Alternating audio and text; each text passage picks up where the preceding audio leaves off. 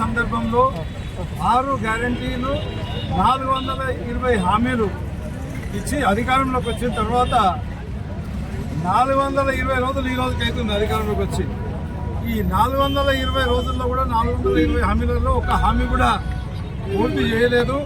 మరి వారికి జ్ఞానోదయం కలిగించాలని చెప్పేసి మహాత్మా గాంధీ గారి వర్ధంతి సందర్భంగా మహాత్మా గాంధీ గారికి వినతి పత్రం అందజేయడం జరుగుతుంది. వీళ్ళు వచ్చి అబద్ధాలు చెప్పుకుంటూ ప్రజలని మభ్యపెడుతూ అప్పుడు అధికారంలోకి వచ్చారు. ఇప్పుడు కూడా అదే మాదిరిగా అబద్ధాలు చెప్పుకుంటూ ముందుకు సాగుతున్నారు.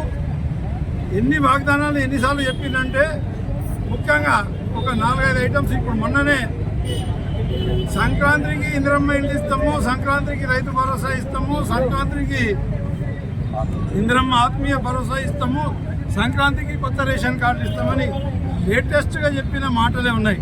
దాని తర్వాత సంక్రాంతి ఎగగొట్టేసి తర్వాత అంతకుముందేమో దసరా అన్నారు, తర్వాత సంక్రాంతి తర్వాత 26 జనవరి నాడు ఇస్తామని చెప్పేసి మాట్లాడారు. ఒక సందర్భంలోనేమో నవంబర్ 9 తారీఖు నాడు సోనియమ్మ జయంతి ఉంది, ఆ రోజు ఇస్తామని చెప్పి కూడా మాట్లాడారు. డిసెంబర్ 9 నాడు ఇన్ని వాగ్దానాలు చేసి ఒక్క మాట కూడా నిలబెట్టుకోకుండా ప్రజలకు మోసం చేస్తున్నారు, వంచిస్తున్నారు. ముఖ్యంగా రైతులను కూడా వంచిస్తున్నారు, మహిళలను వంచిస్తున్నారు. అన్ని వర్గాల ప్రజలకు వాళ్ళు ఇచ్చిన హామీలన్నీ కూడా ఒక్కటంటే ఒక్కటి కూడా నెరవేర్చకుండా వాళ్ళని మోసం చేస్తున్నారు.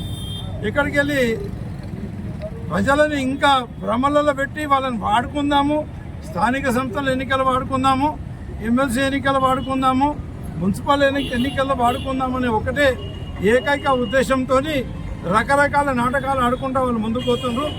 మరి మహాత్మా గాంధీ గారు వారికి జ్ఞానోదయం కలిగించి వాళ్ళు ఇచ్చిన హామీలు అంటే గాంధీ అని పేరు పెట్టుకొని గాంధీ గారికి అవమానం జరిగే విధంగా గాంధీ గారేమో సత్యమేవ జయత అని చెప్పేసి మన భారతదేశానికి స్వతంత్రం కొరకని పోరాటం చేసి అహింసా మార్గంలో పోరాటం చేసి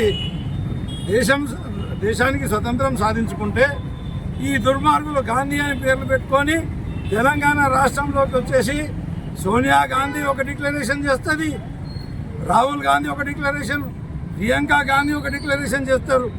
ఇవన్నీ డిక్లరేషన్లు అన్నీ కూడా వచ్చి పూటకం ఒక్కటి కూడా ఇప్పటి వరకు నెరవేర్చలేదు. కాబట్టి ప్రజలు ఖచ్చితంగా వీళ్ళకు బుద్ధి చెప్పే ఆలోచనలు ఉన్నారు. ఈరోజు కూడా వీళ్ళు మొన్న 26 నాడు ప్రారంభించిందంటే అది కూడా ఒక నాటకమే. కేవలం మండలానికి ఒక గ్రామం అని చెప్పేసి ఈ స్కీములన్నీ కూడా స్టార్ట్ చేసినట్టు చేసిండ్రు. ఈ స్కీములు స్టార్ట్ చేసిన తర్వాత వాళ్ళకి తెలుసు ఎట్లా ఉన్నా ఎన్నికల కోడ్లు వస్తాయి, ఎమ్మెల్సీ ఎన్నికలు ఉన్నాయి, ఆ తర్వాత స్థానిక సంస్థల ఎన్నికలు ఉన్నాయి. కాబట్టి ఇట్లా స్టార్ట్ చేసి మేము ఇస్తున్నామని చెప్పేసి ప్రజలని భ్రమలో పెట్టి మన ఓట్లు తీసుకొని అధికారంలోకి వద్దామని ప్రయత్నం చేస్తున్నారు. దయచేసి నేను ప్రజలందరికీ కూడా విజ్ఞప్తి చేస్తున్నా, రైతులందరికీ విజ్ఞప్తి చేస్తున్నా, ప్రతి ఒక్కరు కూడా ఇంతకుముందు మేము డిమాండ్ చేసిన విధంగా వాళ్ళు ఎప్పుడైతే కాంగ్రెస్ పార్టీ వాళ్ళు ఇచ్చిన వాగ్దానాలు ఏదైతే రైతు భరోసా 7,500 ప్రతి పంటకి 15,000 ఒక ఎకరాకి 10 సంవత్సరానికి ఇవ్వాల్సిన బకాయిలు మొత్తం 17,500 ఇస్తేనే వాళ్ళని నమ్మాలని చెప్పేసి మీకు విజ్ఞప్తి చేస్తున్నా. అదే వాళ్ళు చెప్పింది అదే బోనస్ కూడా ప్రతి ఒక్క పంటకు ఇస్తామని చెప్పేసి చెప్పిండ్రు. ప్రతి ఒక్క పంటకు బోనస్ ఇస్తేనే రైతులు వాళ్ళని నమ్మాలి, లేకపోతే వాళ్ళని నమ్మకూడదని చెప్పేసి నేను విజ్ఞప్తి చేస్తున్నా.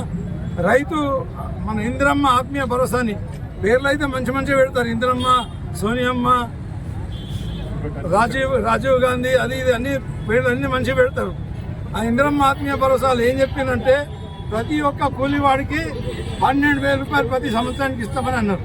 ప్రతి ఒక్కరి కూలి వాళ్ళకి ఇస్తలేరు. కాబట్టి వాళ్ళకు ఓటు ద్వారా రాబోయే స్థానిక సంస్థలు కానీ, మున్సిపాలిటీ కానీ, ఎమ్మెల్సీ ఎన్నికలు కానీ ఓటు ద్వారా బుద్ధి చెప్పాలని చెప్పేసి మా ఏవైతే కూలీ పని చేసుకునే వారు ఉంటారో వాళ్ళందరూ కూడా 90% మంది ఉపాధి హామీ పథకంలో పేర్లు నమోదు చేసుకున్న వాళ్ళందరూ కూడా వాళ్ళకు బుద్ధి చెప్పాలని చెప్పేసి నేను విజ్ఞప్తి చేస్తున్నా.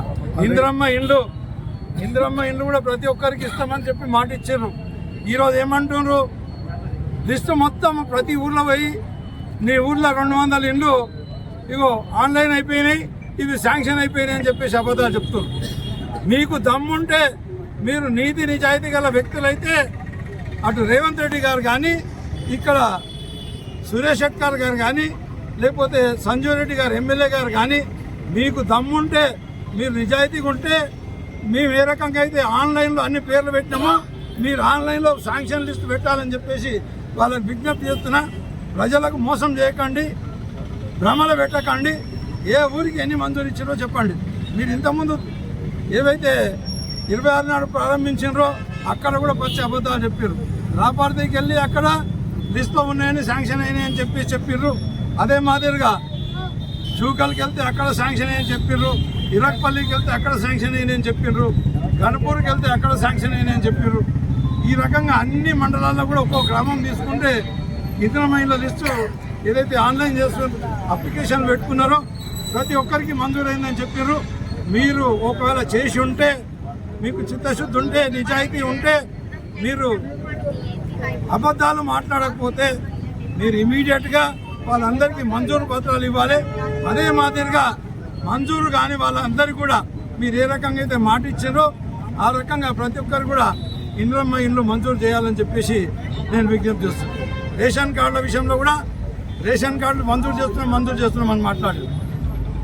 ఇప్పటి వరకు 420 రోజులు అవుతుంది. మీరు 420 గాళ్ళు ఒక్క రేషన్ కార్డు కూడా ఇప్పటి వరకు ఇవ్వలేదు. మా ప్రభుత్వం అధికారంలోకి రాగానే టీఆర్ఎస్ ప్రభుత్వం బీఆర్ఎస్ అప్పుడు అధికారంలోకి రాగానే మేము రేషన్ కార్డులు కొత్త ఇచ్చినాం. రేషన్ కార్డులకు 4 కిలోల జాగాలు 6 కిలోలు బియ్యం ఇచ్చినాం. మీరు కొత్తగా ఏమీ చేసింది ఏమీ లేదు. పూర్తిగా అబద్ధాలు చెప్పకుండా ఇప్పుడు మీరు ఎన్ని రేషన్ కార్డులు ఇస్తున్నారు, ఏ ఊరికి ఎన్ని ఇస్తున్నారు అనేది క్లారిటీగా చెప్పాలి. అదే మాదిరిగా బియ్యం కూడా ఇమీడియట్గా అలాట్మెంట్ చేయాలని చెప్పేసి నేను విజ్ఞప్తి చేస్తున్నా. మా మహిళా సోదరులకు ఒక్కొక్కరికి 2500 రూపాయలు ప్రతి నెలకి ఇస్తామని మాట ఇచ్చాం. ఆ లెక్కను చూస్తే ఇప్పటి వరకు సుమారుగా ఒక్కొక్కరికి 13 నెలలు అయింది. 13 నెలలు అంటే ఎంత బకాయి అంటారో అర్థం చేసుకోండి. ఎక్కువైతుంది. సుమారుగా 40,000 రూపాయలు ఒక్కొక్కరికి బకాయి పడ్డారు. 40,000 నుంచి 50,000 రూపాయలు వాళ్ళకు బకాయి పడ్డారు. అవి ఇస్తేనే మహిళలను కూడా వాళ్ళకు ఓట్లు వేయాలి, లేకపోతే వాళ్ళకు గట్టిగా బుద్ధి చెప్పాలని చెప్పేసి విజ్ఞప్తి చేస్తారు. మరి అదే మాదిరిగా ఆసరా పెన్షన్దారులు మా అక్క చెల్లెళ్ళు అన్నదమ్ములు